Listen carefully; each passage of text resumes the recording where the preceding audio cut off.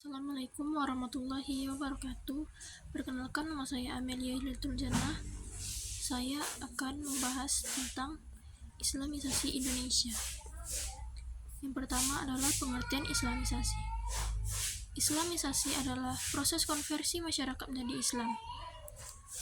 Dalam penggunaan kontemporer, mungkin mengacu pada pengenaan dirasakan dari sistem sosial dan politik Islam di masyarakat dengan latar belakang sosial dan politik di bumi yang berbeda.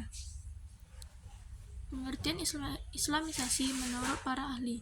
Yang pertama yaitu Al-Faruqi. Islamisasi adalah menuangkan kembali pengetahuan sebagaimana yang dikehendaki oleh Islam. Kedua, menurut Al-Attas, adalah sebagai proses pembebasan atau pemerdekaan. Yang kedua, proses Islamisasi.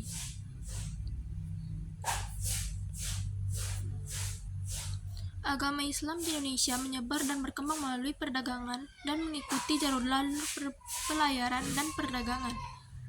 Terdapat persamaan antara proses Islamisasi dan Hinduisasi. Keduanya berkembang melalui perdagangan dan keduanya pun pada awal perkembangannya datang dan berasal dari Gujarat, India. Sedangkan perbedaan terletak pada agama yang dikembangkan dan periode waktu untuk masing-masing agama dikembangkan. Kedatangan pedagang-pedagang Islam di Indonesia dengan tujuan mencari keuntungan dari hasil bumi pada waktu itu, terutama rempah-rempah yang sangat laku di Eropa. Yang ketiga, saluran-saluran Islamisasi.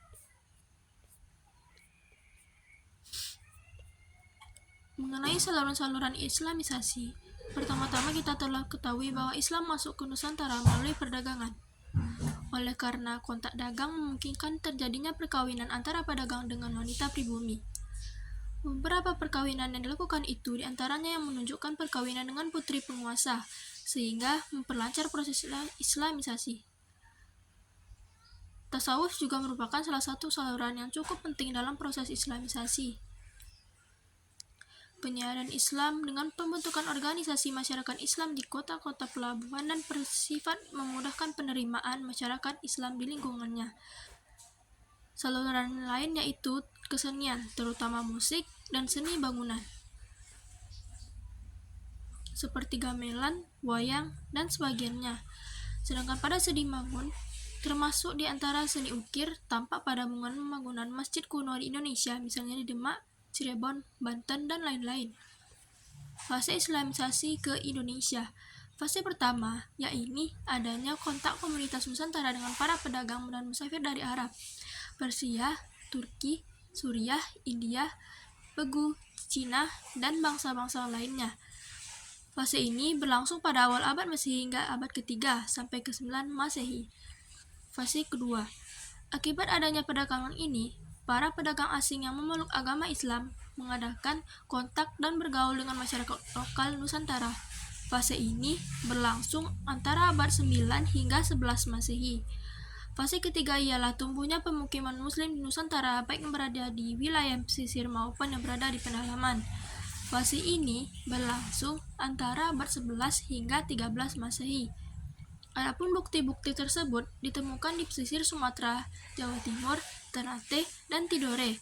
Sedangkan fase keempat adalah fase tumbuhnya pusat-pusat kekuatan politik dan kesultanan Islam di Nusantara. Fase ini terjadi pada abad 13 hingga 16 Masehi. Kerajaan bercorak Islam yang tumbuh dan berkembang di sekitar fase ini mulai mengadakan hubungan dengan tradisi besar Eropa. Hal ini dimotivasi adanya kepentingan perdagangan, tepatnya pencarian sumber-sumber penghasilan rempah. Sebagai catatan, Islam dapat berkembang pesat di pesisir Jawa pada abad 15 dan 16 Masehi berkat peranan para wali songo. Sekian presentasi saya. Assalamualaikum warahmatullahi wabarakatuh.